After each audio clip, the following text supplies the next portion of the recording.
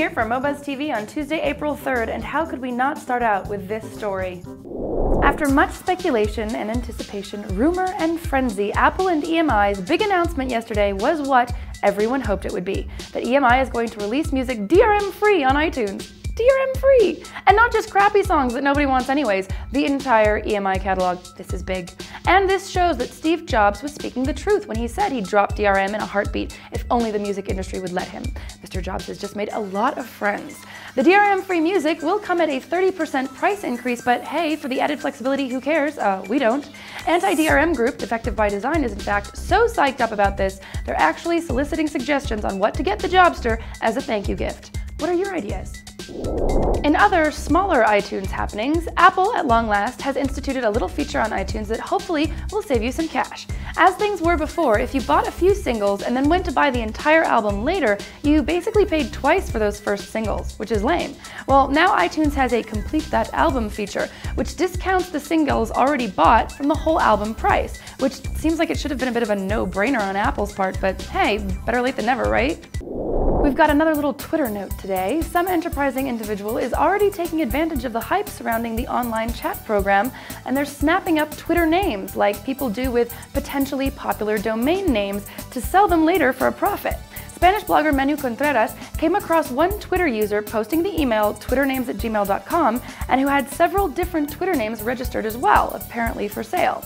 No word though on the going rate for a Twitter name.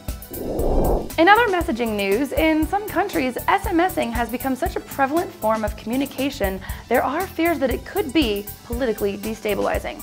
Cambodia just had elections on Sunday, and all weekend, the National Election Committee asked mobile providers to ban SMS services for fears of huge text messaging propaganda campaigns in the run-up to the vote.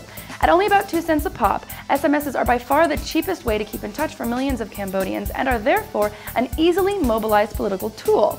Now, it's not uncommon for some countries to have bans on all sorts of campaigning the day or two before an election, to let people chill out and think for a bit.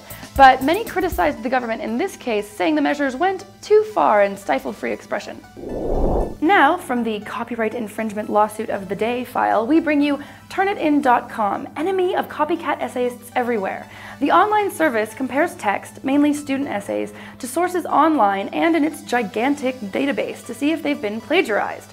What's in their database? Well, every essay that's uploaded to be checked for plagiarism, of course, and that's about 20 million or so in all. After many commentators speculated that this was a copyright violation, someone's finally doing something about it. 4 high school students, 2 from Arizona and 2 from Washington, are suing Turnitin, seeking $900,000 in damages. Now, they claim the company is using their work for commercial purposes to sell this cheat-catching service.